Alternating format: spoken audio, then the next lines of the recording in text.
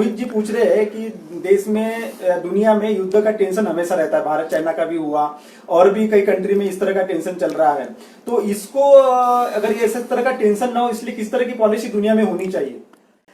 नहीं, युद्ध की संभावना जो है वो तो हरदम बनी रहेगी। वो इसलिए बनी रहेगी क्योंकि ये जो पॉपुलेशन बढ़ा है दुनिया में, फिर रिसोर्सेस की ज़रूरत है,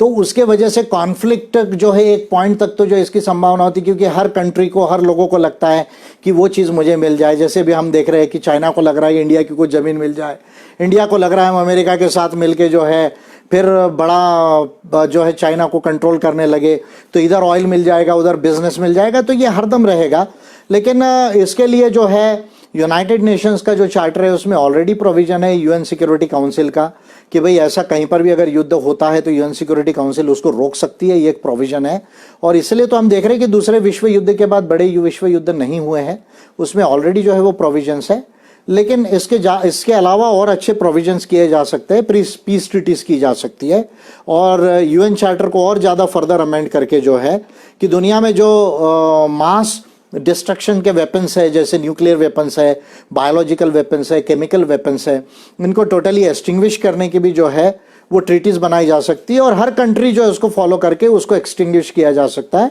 और ये यूनाइटेड नेशंस के फ्रेमवर्क में और अच्छे से किया जा सकता है कि भाई जो भी कंट्री वॉर करेगी और जो इन्वेडिंग कंट्रीज रहेगी उसको रोका जाएगा और उसको कुछ कॉम्पनसेशन भी जो है उससे रिकवर किया जाएगा, तो इससे कुछ चीज़ें कंट्रोल में और ज़्यादा अच्छी आएगी। लोगों का सवाल है कि सर आप यहाँ इसमें जाना चाहिए था, उस आंदोलन में चले जाना चाहिए था, इस तरह का काफी सवाल आ रहे हैं। सर आपका इनको लेकर एक स्लोगन भी था कि सड़कों से संदेश जा सकता है पर बदलाव संसद से ही आएगा, इसके ऊपर आप हमारे दर्शकों पर अच्छी गंभीरता से बता पाएंगे सर? और जो देश में करना है उसको जो है अच्छे से जो है वो समझता हूँ और उसको कैसे किया जा सकता है उसका पूरा सोल्यूशन मेरे पास में है। लेकिन देखिए आप, ये जो प्रॉब्लम्स है जैसे कहीं एट्रॉसिटी होती है, ऑफकोर्स सिंपैथी है, गलत होता है, वहाँ कभी जाना भी पड़ता है और वो मेथड्स को कभी पब्लिक प्रोटेस्ट की यूज़ भी करना पड़ता है। मैं उससे लिमिटेड वे में जो है उसकी ज़रूरत को मैं समझता हूँ। लेकिन जब तक देखिए हम पार्लियामेंट नहीं जाएंगे, हम असेंबली नहीं जाएंगे, तो हम भारत में कोई भी बदलाव नहीं ला सकते,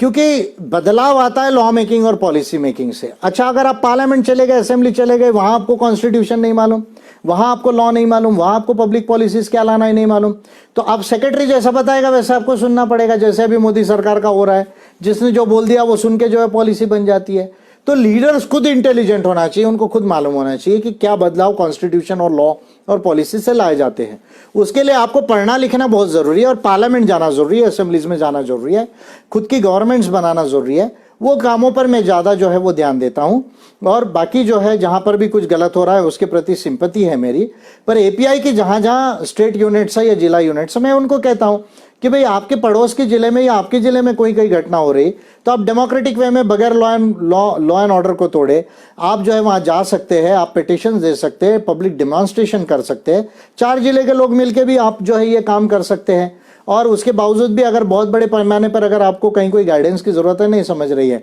तो आपका जो मैकेनिज्म दिया है वहाँ से मुझे पूछ सकते हैं कि सर इसमें कैसा हम लोग आगे बढ़े। और बहुत बड़ी ज़रूरत कभी देश में पड़ेगी तो मैं वहाँ पहुँचूँगा अगर सिचुएशन जो है परमिट करती है। तो मैं समझता हूँ कि मेरा ध्यान ज़्यादा जो है वो इलेक्शंस और पार्लियामेंट जाने में है और पार्लियामेंट जाके जो करना है उस पर मेरा ज़्यादा ध्यान है और बाकी जहाँ गलत हो रहा है उनके साथ सब जगह मेरी सिंपैथी है। लेकिन एपीआई के जो डिस्ट्रिक्ट यूनिट्स है, स्टेट यूनिट्स है, वो ये काम ज़रूर कर सकते हैं और उन्होंने करना चाहिए।